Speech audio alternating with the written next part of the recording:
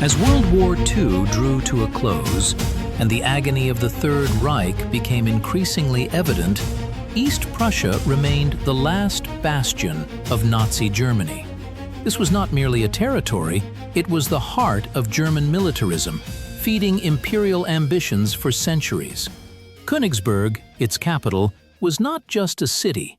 It was an impregnable fortress, built on the bones of centuries of wars, a symbol of the pride and unyielding nature of Nazi ideology. German propaganda trumpeted its invincibility, claiming that the Red Army would break against its walls like waves against rocks. We are to delve into the details of this incredible military operation to understand how, in just 3 days, the Red Army was able to crush what was considered indestructible. We will analyze every step, every tactical decision that turned the assault on Königsberg into a textbook of military art. This is a story of how the will to victory and the genius of strategy broke the resistance of an impregnable hornet's nest. By the beginning of 1945, the Eastern Front was a boiling cauldron where the fate of the Third Reich hung by a thread. The Red Army, after a series of crushing victories, stood on the doorstep of Germany. However, despite the seeming proximity of collapse, the German command had no intention of surrendering. East Prussia, this ancient land, remained for them not just a territory, but a strategic bridgehead, the last bastion on the way to Berlin. From here, Hitler planned to launch counterattacks, hoping to turn the tide of the war. This was the land where German militarism originated, and its loss would mean not only a military, but also a deep ideological defeat. Therefore, the defense of East Prussia was given colossal importance. German troops, united in Army Group Center, later renamed Army Group North, numbered over 700,000 soldiers and officers, equipped with thousands of tanks, self-propelled guns, and artillery systems. These were not only regular units, but also fanatically inclined units of the Volkssturm and SS, ready to fight to the last. The system of fortifications was especially significant. East Prussia, and Königsberg in particular, represented an echeloned defense that had been built for decades. Numerous forts, pillboxes, dugouts, anti-tank ditches, minefields, and barbed wire fences created an almost impregnable strip. Some fortifications were built back in the 19th century, but modernized to account for the realities of modern warfare. Every village, every city was turned into strongholds, and Königsberg was considered an impregnable fortress, a true wasp's nest, as it was then called. The overall strategic situation before the start of the Soviet offensive was tense. The Red Army, with its vast experience in offensive operations, was preparing for the final push. But to break through such a powerful defense, not only numerical superiority was required, but also completely new tactical solutions, capable of breaking the enemy's will and destroying his impregnable strongholds. It was here, on the lands of East Prussia, that one of the bloodiest and, at the same time, most brilliant operations of the Second World War was to unfold. Königsberg, the heart of East Prussia, was not just a city, but a true masterpiece of 20th century fortification art. Its defensive system was multi-layered, meticulously designed, and calculated for prolonged resistance. The outer defensive perimeter consisted of 15 powerful forts, each of which was an independent fortress. These reinforced concrete giants, surrounded by deep water moats, minefields, and barbed wire entanglements, had walls up to 4 meters thick and were equipped with armored cupolas, machine guns, artillery pieces, and even flamethrowers. Several forts were built back in the 19th century, but by the spring of 1945, they had undergone deep modernization. turning into impregnable defense strongholds.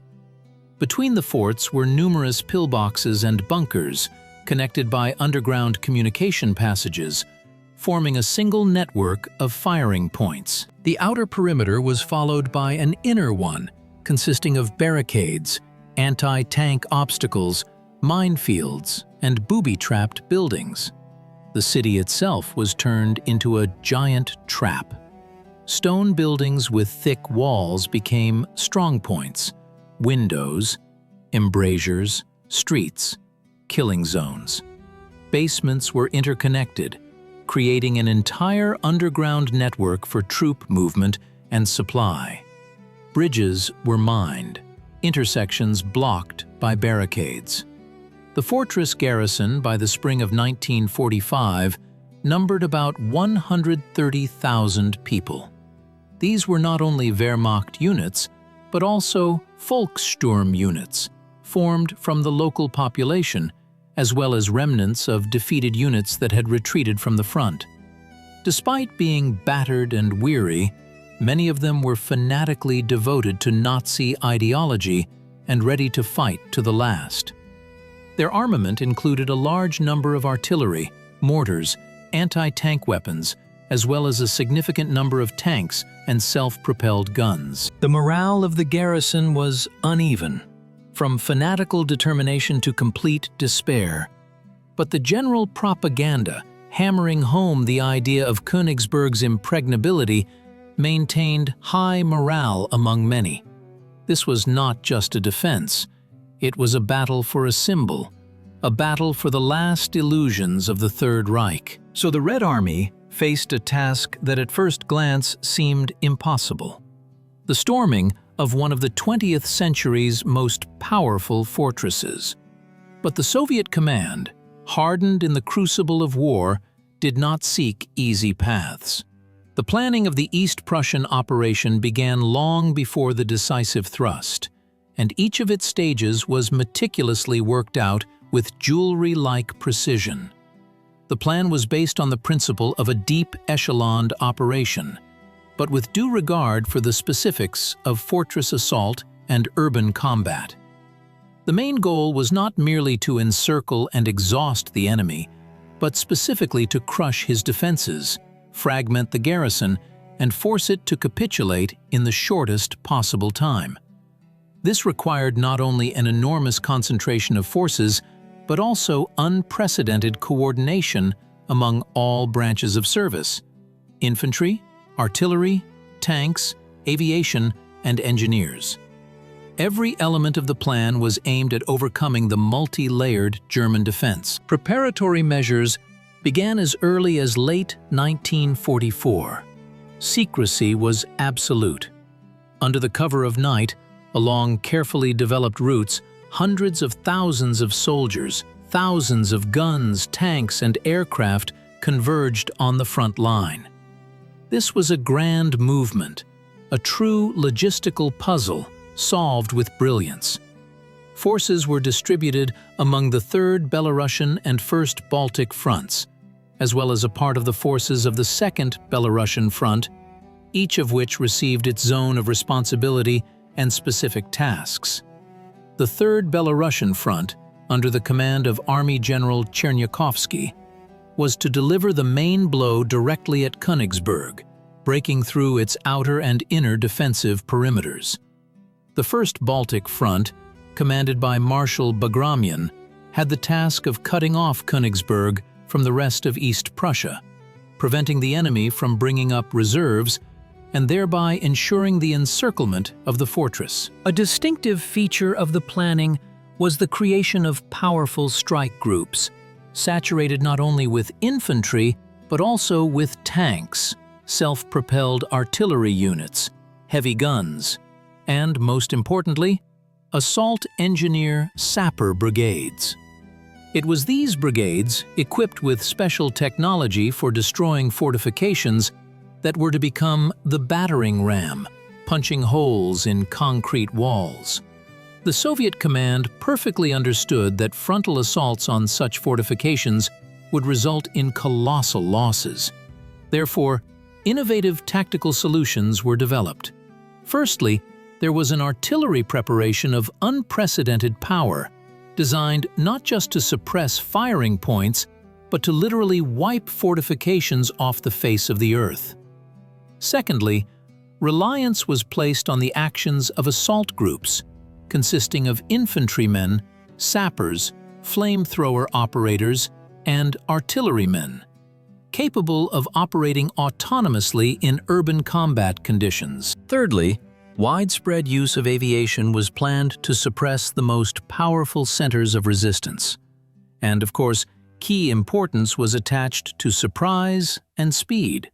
The Germans were not to be given time to regroup or bring up reserves. The operation was to develop rapidly, giving the enemy no chance to recover. After meticulous planning came the phase without which any, even the most brilliant strategy would have remained merely on paper: the concentration of forces. This was a colossal logistical marathon, where every minute and every echelon played a crucial role. The Red Army, like a giant organism, drew its muscles towards East Prussia. By the beginning of the operation, two powerful strike groups had been formed. The main blow was delivered by the troops of the Third Belarusian Front under the command of Marshal Vasilevsky, after the death of Army General Chernyakhovsky. They included four combined arms armies: the 11th Guards, the 39th, the 43rd, and the 51st. Each of them represented a formidable force, saturated with artillery, tanks, and self-propelled guns. The total strength of these armies alone exceeded 130,000 men, and their armament numbered thousands of guns and mortars, hundreds of tanks and self-propelled artillery units. In addition, forces of the Baltic Fleet were involved in the assault, providing cover from the sea and fire support. To enhance strike power, separate tank corps and mechanized units were transferred, which were to develop success after breaking through the defenses. A special feature of the preparations for the assault was the creation and training of special assault groups. These units, ranging in size from a platoon to a company, were formed from the most experienced and brave fighters. They included not only infantrymen, but also sappers with explosives and special means for destroying fortifications, flamethrower operators for burning out the enemy from pillboxes and basements, as well as artillery spotters and snipers. Each group was equipped with a large number of light machine guns, submachine guns, grenades, anti-tank rifles, and backpack flamethrowers. They underwent intensive training, practicing urban combat tactics and assaulting fortified positions on specially constructed models of German fortifications. The weaknesses of German pillboxes and bunkers were studied, and actions to block and destroy them were practiced. The logistical support for this operation was unprecedented. Rear services worked at their limits, ensuring uninterrupted delivery of millions of tons of ammunition, fuel, food, and medicine. In conditions of destroyed roads and railway tracks, this was an incredibly difficult task. Numerous field hospitals, repair bases, and warehouses were deployed. Engineer troops quickly restored bridges, built bypass roads, ensuring the advance of troops. Several weeks before the start of the assault, huge reserves of everything necessary were created to enable the troops to operate autonomously for several days of intense fighting. Every soldier received an increased ration and a full combat load. This was not just preparation for battle, it was the creation of a powerful fist capable of crushing any defense. Everything was ready to deliver the decisive blow. The moment arrived when the full might of the Red Army was to descend upon Königsberg. But before the infantry set foot on the ground of the impregnable fortress, artillery took the stage. What followed was unprecedented in the history of warfare. The artillery preparation before the assault on Königsberg was not merely shelling, it was a veritable earthquake, a meticulously planned and executed Armageddon for the German fortifications. The Soviet command, concentrated an incredible amount of firepower here. More than 5,000 guns and mortars, from light regimental pieces to mighty long-range howitzers and Katyusha rocket launchers, were aimed at the fortress. This meant that for every kilometer of the front, there were up to 200 guns, several times exceeding the norms even for the largest offensive operations. It seemed as if the very earth groaned under the weight of this artillery power. But it wasn't just about quantity. It was also about the methodology of application. The artillery preparation began on April 6, 1945, at 9 in the morning. It lasted several hours and was divided into several stages, each with its own purpose and objectives. The first stage was a massive fire assault on the outer defensive structures, forts, pillboxes, and strongpoints. Hundreds of thousands of shells and mines rained down on German positions, turning them into ruins. The goal was not merely to suppress firing points, but to physically destroy concrete shelters, plow up minefields, and cut through barbed wire entanglements. This was followed by fire raids on pre-reconnoitered targets, command posts, artillery positions, ammunition depots, and concentrations of enemy personnel. This was a jeweler's work, where every shot had its purpose. Various types of shells were used: high explosive fragmentation for destruction, armor-piercing for penetrating concrete fortifications, incendiary for creating fires, and smoke for blinding the enemy. Special attention was paid to suppressing enemy artillery batteries. Counter-battery combat was conducted continuously to deprive the Germans of the ability to return fire. For this, sound-ranging and optical reconnaissance means were used, which promptly determined the coordinates of German guns, and a strike was immediately launched against them. As a result, by the beginning of the assault, most of the German artillery was either destroyed or suppressed. The second stage was the destruction of the inner defense. Fire was shifted deep into the city, onto barricades, strong points in buildings, and resistance nodes. Here, heavy artillery came into play, including large-caliber howitzers capable of destroying multi-story buildings. The shock wave from the explosions was so strong that it shattered windows in houses tens of kilometers from Königsberg. Local residents recalled that it felt as if the ground was giving way beneath their feet.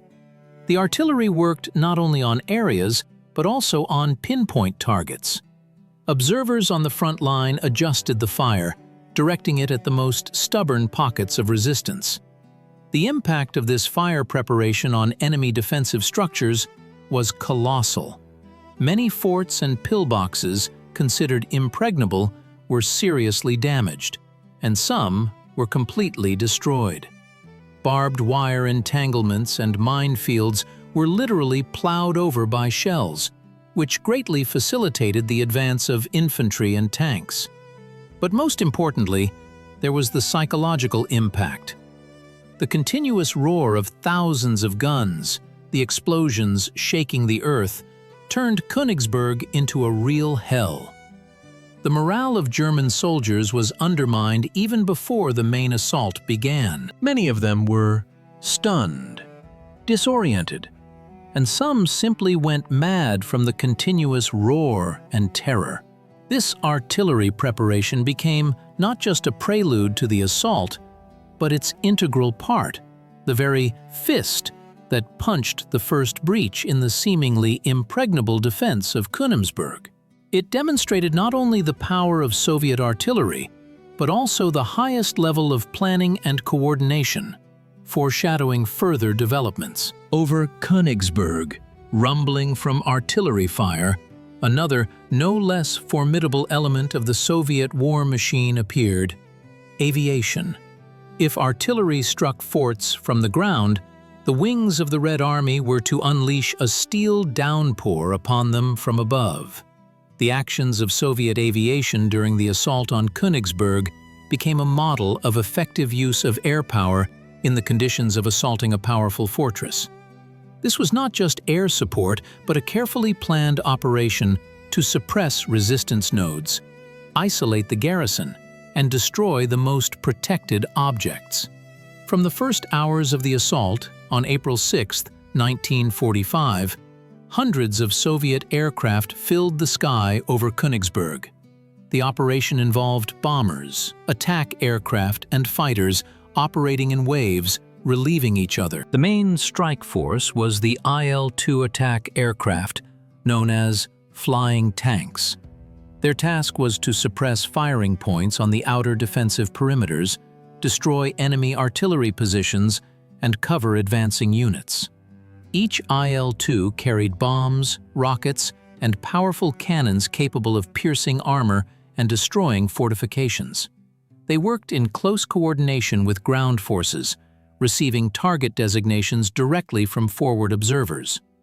The coordination was so well established that at times, attack aircraft struck just a few tens of meters from advancing infantry, clearing their path.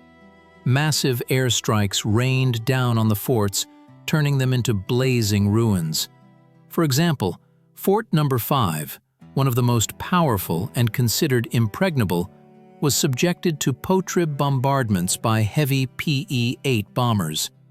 These giants, capable of carrying up to 5 tons of bomb load, dropped high-explosive bombs of enormous destructive power, literally pounding the forts into the ground. Concrete walls, several meters thick, could not withstand such an impact, cracking, and armored cupolas were torn from their foundations. In addition, aviation was actively used to suppress enemy artillery batteries.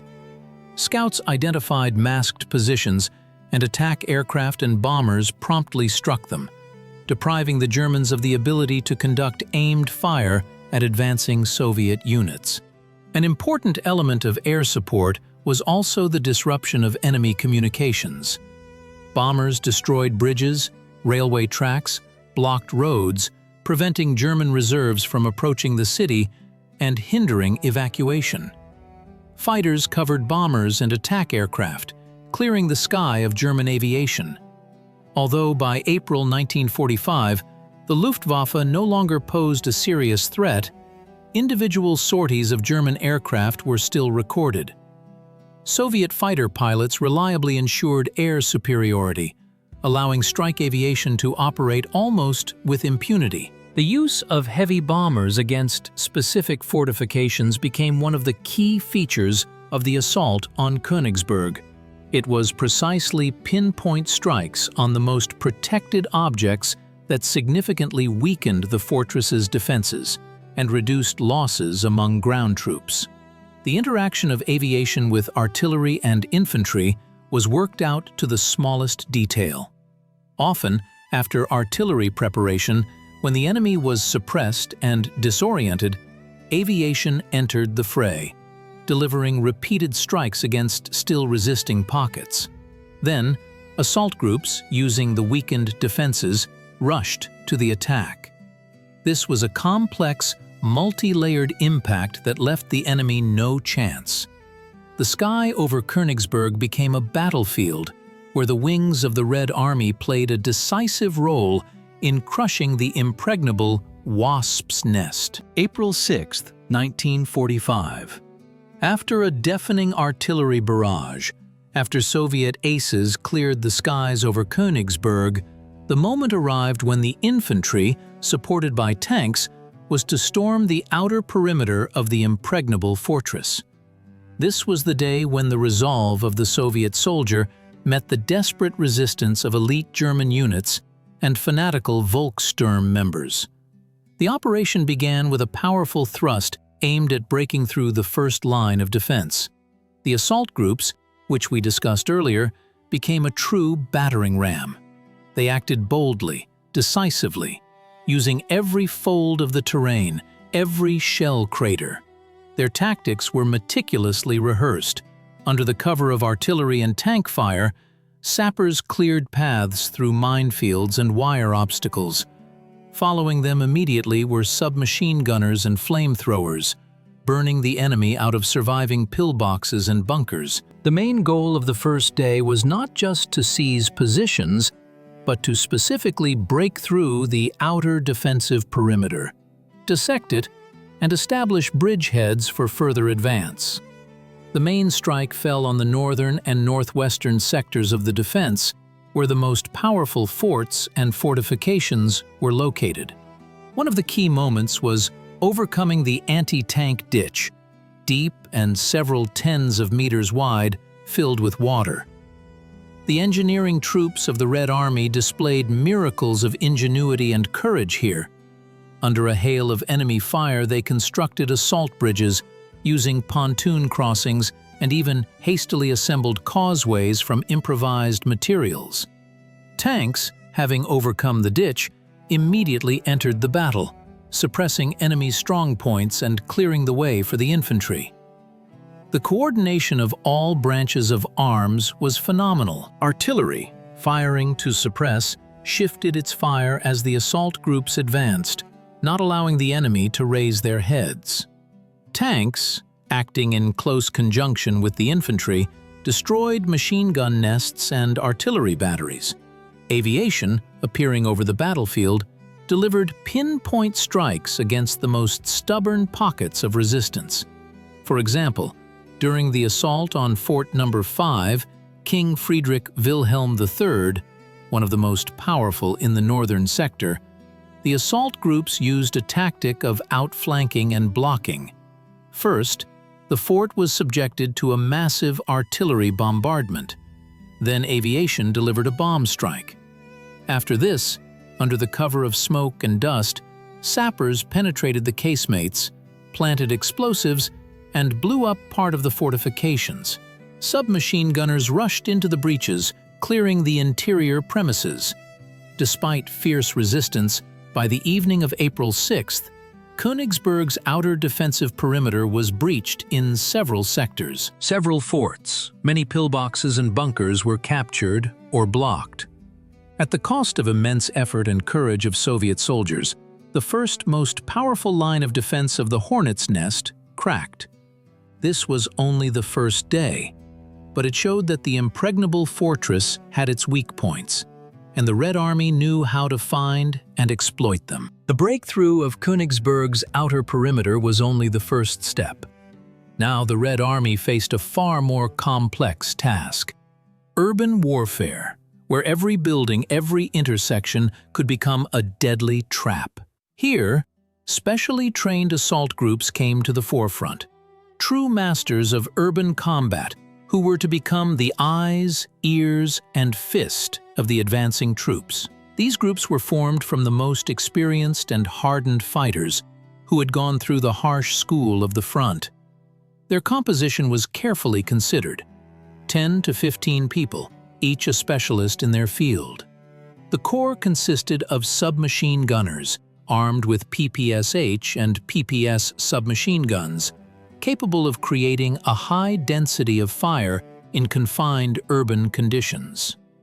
Sappers always accompanied them, with dynamite, trottle charges, extended charges, and knapsack flamethrowers. Their task was not only to clear the path of mines and obstacles, but also to blow up walls, breach passages in buildings, and burn out the enemy from basements and attics. Snipers, equipped with optical sights, provided cover, picking off enemy machine gunners and officers. There were also artillery spotters, who, being directly in the combat formations, could promptly call in fire on the most stubborn pockets of resistance. The armament of assault groups was adapted to the specifics of urban combat. In addition to automatic weapons, they had a large number of hand grenades, anti-tank rifles, which could also be used against firing points in buildings, as well as special tools for opening doors and windows. The main principle of their tactics was autonomous action and surprise. They did not go into a frontal assault, but made their way through courtyards, broke through building walls, using underground communications to get behind the enemy and deliver an unexpected blow. The most important method of interaction was constant suppressive fire. While one part of the group broke through, The other conducted diversionary fire, suppressing enemy firing points. Sappers, using explosives, created new passages in walls, allowing them to bypass barricaded streets. Flamethrower operators played a key role in smoking out the enemy from basements and pillboxes. The flamethrower stream not only destroyed manpower, but also created panic, forcing the Germans to abandon their shelters. Specific examples of the actions of Königsberg's assault groups are striking in their audacity. For instance, during the capture of one of the fortified quarters in the city center, a group of 15 fighters under the command of Senior Lieutenant Sidorov, using manholes, infiltrated the rear of a German strongpoint. A fierce battle ensued in the basements, which ended in the complete annihilation of the garrison. Another group, encountering a barricaded building turned into a real pillbox instead of a frontal assault, broke through the wall of an adjacent house, set up a machine gun there, and opened fire on the embrasures, while sappers simultaneously blew up the nearest door, and the assault troops burst inside. Such actions allowed minimizing losses and quickly advancing, preventing the enemy from consolidating new positions. Assault groups acted not only as a strike force, but also as scouts, identifying weak points in the enemy's defense and relaying information to the main forces. Their experience and courage became one of the key factors in the success of the assault on Königsberg, which turned into a real textbook on urban warfare. They were the ones who gnawed through concrete walls, paving the way to victory. In this hell of urban battles, where every stone could become a shelter or a grave, engineers played a special role. They were the true architects of the breakthrough, capable of overcoming what seemed insurmountable. The role of the engineering troops in the assault on Königsberg is difficult to overestimate. They were the key that opened the way for advancing units through the most powerful German fortifications. Their work began long before the direct assault. Reconnaissance sappers, under the cover of night, crept towards enemy positions, identifying the location of minefields, barriers, anti-tank ditches, pillboxes, and dugouts. Every detail was meticulously recorded and transmitted to headquarters, where, based on this data, plans for overcoming them were developed. The methods for overcoming these deadly traps were diverse and required incredible courage. Anti-tank ditches, up to 20 meters wide and 5 meters deep, often filled with water, presented a serious obstacle. Soviet sappers used assault bridges, assembled from wooden beams and metal structures, and also built pontoon crossings. It was often necessary to literally fill the ditches with logs, bags of earth, and even rubble from buildings under enemy fire. Minefields, densely covering the approaches to the fortress, were diffused manually. Sappers, crawling, meter by meter, probed the ground with probes, diffusing thousands of mines. This was an extremely dangerous job where a mistake cost a life. To speed up the process, extended demolition charges were used, which laid corridors in the minefields, allowing infantry and tanks to quickly advance. Wire obstacles, multi-row and with barbed wire, were cut with special shears or blown up with small explosive charges.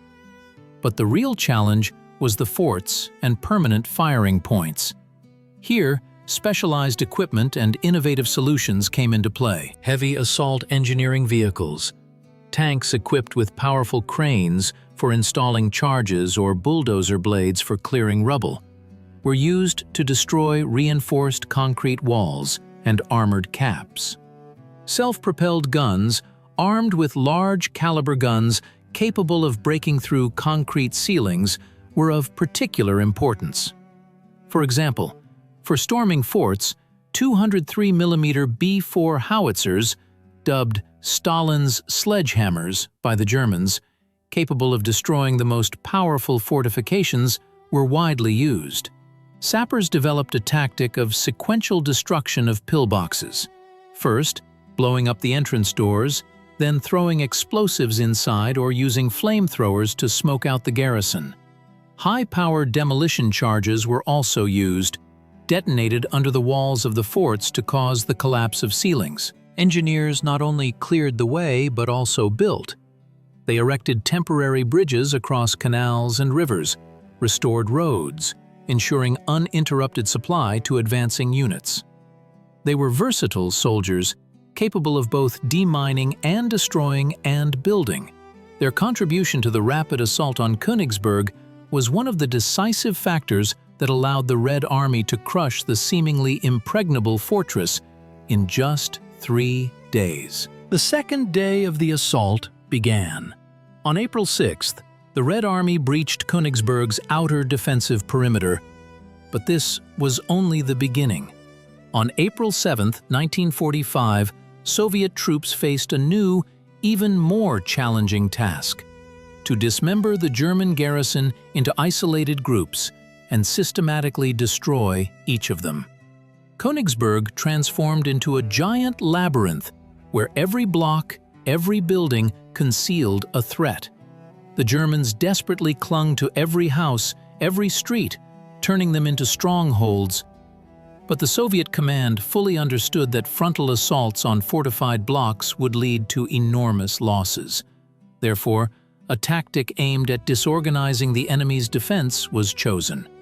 The main goal became to dissect the city into separate sectors, to deprive German units of the ability to maintain communication, receive reinforcements, and supplies. Assault groups, advancing from different directions, from the north, east, and south, had a clear objective: not just to occupy territory, but to penetrate deep into the defense, creating pockets of resistance in the enemy's rear.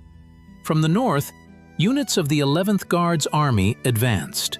From the east, the 39th and 43rd Armies, and from the south, the 51st Army. Each acted according to its own plan, but with unified coordination.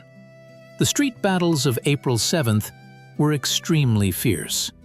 Assault groups, consisting of infantrymen, sappers, flamethrower operators, and artillerymen, acted autonomously, carving their way through rubble and barricades. They used tactics of bypassing and blocking, avoiding prolonged frontal clashes. Instead, they penetrated deep into the blocks, captured key buildings, and then attacked enemy strongholds from the flanks and rear. Sappers played a key role, blowing up building walls, creating passages and detours. Backpack flamethrowers became an indispensable weapon in fighting Germans ensconced in basements and pillboxes. The stream of fire not only destroyed the enemy but also created panic, forcing them to abandon their shelters. Tanks and self-propelled artillery units operated in close conjunction with the infantry, suppressing firing points and destroying barricades. Snipers, taking positions on the upper floors of semi-ruined buildings, fired aimed shots at German machine gunners and commanders. By midday, thanks to coordinated actions, Soviet troops managed to break through to the city center from several directions.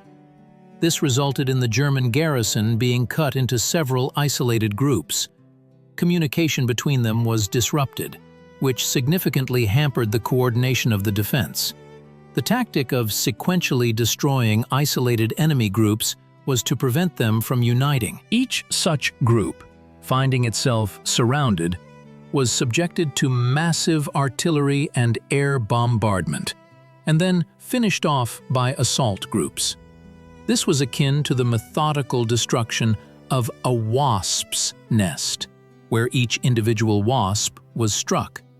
At the same time, Soviet troops continued their offensive on the forts located within the second defensive perimeter. Some of them, such as Fort No. 3, King Frederick III, were captured as a result of daring attacks by assault groups who, using underground communications, penetrated inside and engaged in battle in the casemates. By the evening of April 7th, the Red Army had significantly advanced deep into Königsberg. The main forces of the German garrison were cut off, and their organized resistance began to crumble. This was a decisive success, foreshadowing the imminent fall of the Impregnable fortress. By midday on April 7th, as the German garrison was fragmented and street fighting raged in every block, the Red Army faced another, no less challenging task: the assault on the forts. These powerful, reinforced concrete structures, many of which remained intact after the first day of the assault, were the true backbone of Königsberg's defense. The Germans considered them impregnable, the last line that was supposed to halt the offensive. But the Soviet command developed a unique tactic, combining all branches of service to overcome these insurmountable obstacles. The assault on each fort was a meticulously planned mini-operation. First and foremost, the fort was subjected to massive artillery bombardment. But this was not just indiscriminate firing. Heavy guns, such as the 203mm B-4 howitzers, fired direct at embrasures, armored cupolas, and entrance groups. Their shells, penetrating thick layers of concrete, caused collapses of internal premises and disoriented the garrison. Simultaneously with the artillery, aviation was at work. 12 attack aircraft and bombers dropped high-explosive bombs, attempting to hit ventilation shafts, exits from casemates, and other vulnerable points. Sometimes, heavy aerial bombs were used, capable of destroying entire sections of the forts. After the fire preparation, infantry and tanks entered the fray. Tanks, equipped with special trawls and bulldozer blades, cleared approaches, suppressing machine gun nests that might have survived the shelling. Then, assault groups advanced to the fort. Their tactics were aimed at isolating the fort and sequentially destroying its garrison. Sappers, under covering fire, made their way to the walls and entrance groups, planting powerful explosive charges. The explosion created a breach, through which submachine gunners and flamethrower operators burst in. The fighting inside the forts was particularly brutal. Narrow corridors, dark casemates, dense fire. All this turned the assault into hell. Flamethrower operators burned the enemy out of shelters, while sappers continued to blow up internal partitions, cutting off German retreat routes and maneuvering space. One striking example was the assault on Fort No. 8, named by the Germans Friedrich Wilhelm I. This was one of the most powerful forts, located in the southern direction. After many hours of artillery preparation and airstrikes, sappers managed to blow up the main gates. Assault groups rushed into the resulting breach. The battle dragged on for several hours, but thanks to coordinated actions and the heroism of Soviet soldiers, the fort was taken.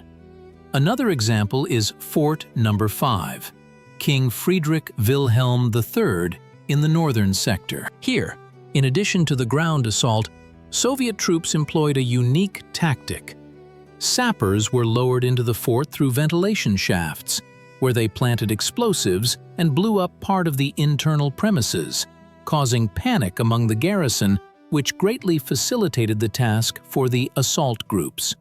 Such combined tactics, artillery, aviation, tanks, and infantry, with active participation of engineering troops, allowed the Red Army to overcome the resistance of seemingly impregnable forts. This was not just an assault. It was a duel of engineering thought and fighting spirit, in which Soviet troops proved their superiority. The third day of the assault had arrived. On April 8, 1945, after 2 days of fierce fighting, the Red Army continued to tighten its steel grip around Königsberg. The German garrison was cut into pieces, many forts had fallen, and street fighting never ceased for a minute. On the night of April 7th to 8th, Soviet troops, taking advantage of the enemy's disarray, continued their rapid advance towards the city center. The goal was clear: to completely encircle the remnants of German forces and give them no chance for organized resistance. From the north and southeast, From the east and west, Soviet assault groups, overcoming the last pockets of resistance, surged towards the historical center of Königsberg. By the morning of April 8th, it became evident that the fate of the fortress was sealed. The main forces of the German garrison were trapped in a small, constantly shrinking pocket in the central part of the city. Their supply lines were completely disrupted. Communication between disparate units was practically non-existent, and morale was plummeting by the hour. Continuous artillery bombardments and air raids had turned Königsberg into ruins, depriving the Germans of cover and opportunities for maneuver. General Otto Lasch, commander of the Königsberg garrison, found himself in a hopeless situation. His troops were exhausted, ammunition was running out, and no reinforcements were forthcoming. Attempts to break through the outer encirclement, undertaken by some units, proved futile and only led to new losses. Under these circumstances, realizing the futility of further bloodshed, General Lasch decided to initiate surrender negotiations. On April 8th, at 21 hours 30 minutes Moscow time, after exchanging signals, a German delegation of parliamentaries with a white flag arrived at the Soviet troop positions. Negotiations proceeded quickly. The Soviet command, represented by Marshal Vasilevsky, issued an ultimatum: immediate and unconditional surrender. General Lasch, seeing the complete hopelessness of the situation, accepted these terms. On April 9th, at 0 hours Moscow time, the act of capitulation of the Königsberg garrison was signed. On the morning of April 9th, over the ruins of Königsberg, still shrouded in the smoke of fires, red flags were raised. Resistance finally ceased. More than 92,000 German soldiers and officers, including General Lasch and his entire staff, surrendered. Thousands of units of equipment were captured, including tanks, artillery pieces, and ammunition depots. The assault on Königsberg, considered an impregnable fortress, was completed in just 3 days. This was not just a military success, it was a triumph of Soviet military art, a demonstration of unprecedented coordination of all branches of service, tactical genius, and the courage of Soviet soldiers. The capitulation of Königsberg had immense strategic significance. Firstly, it opened a direct path for the Red Army to further advance on Berlin, eliminating a powerful flank and a threat from the rear. Secondly, the liquidation of the last major pocket of resistance in East Prussia allowed significant forces and resources to be freed up for transfer to other sectors of the front. Thirdly, it was a powerful blow to the morale of Nazi Germany, which had lost one of its main symbols. The victory in Königsberg became a vivid example of how a modern fortress, even the most powerful, can be taken in the shortest possible time with competent planning, massive application of firepower, and decisive actions by assault groups. This was another nail in the coffin of the Third Reich. The storming of Königsberg, which ended in a grand capitulation in just 3 days, was not merely one of the Red Army's victorious operations. It entered history as a benchmark of military art, a vivid example of how to crush a powerful defense that seemed impregnable. What was the formula for this success? What factors allowed Soviet command and soldiers to achieve the impossible?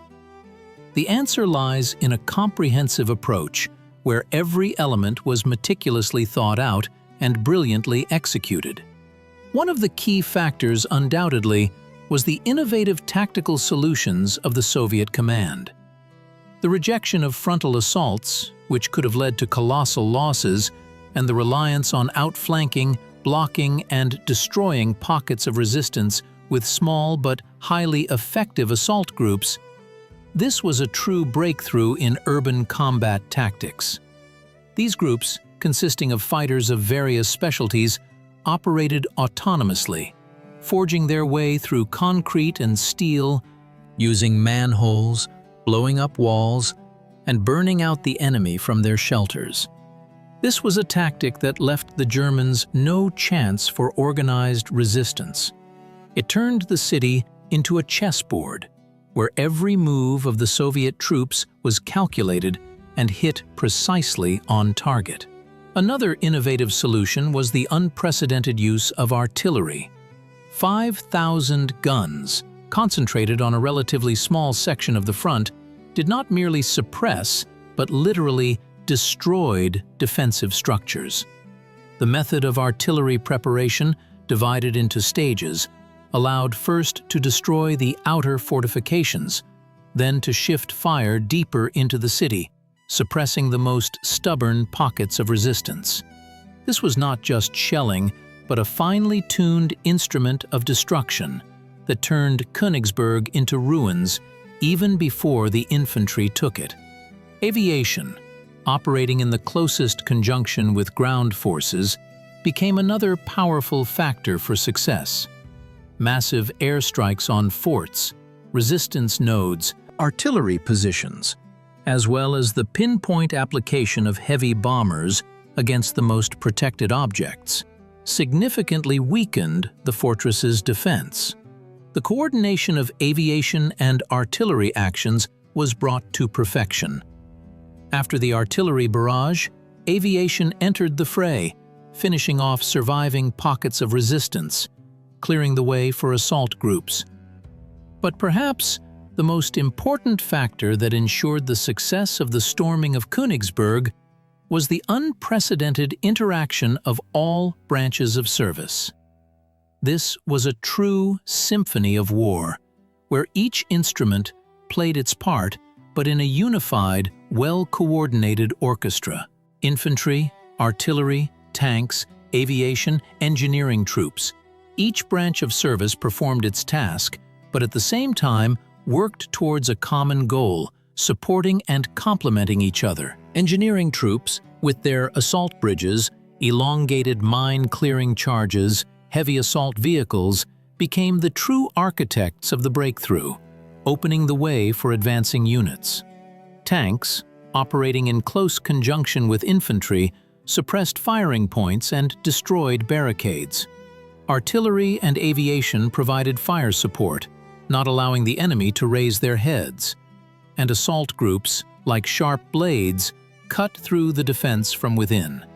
This coherence, this deep coordination at all levels, from headquarters to individual assault groups, allowed the Red Army to minimize losses and achieve victory in record time.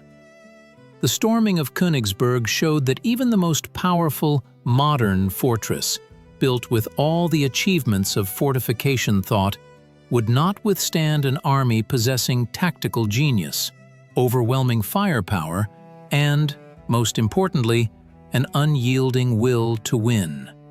This was a lesson in military art that is forever inscribed in the history of World War II. The storming of Königsberg, a three-day battle that shook East Prussia, left an indelible mark on the annals of military history. It was not merely a victory, but a veritable textbook that transformed the understanding of tactics for assaulting fortified cities.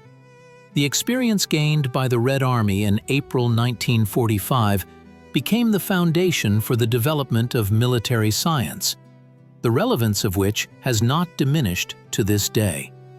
The influence of the Königsberg assault experience on the further development of military tactics for storming fortified cities is difficult to overestimate. Prior to this operation, it was believed that assaulting such a powerful fortress would require months, if not years, and would result in colossal losses. However, the Soviet command proved otherwise.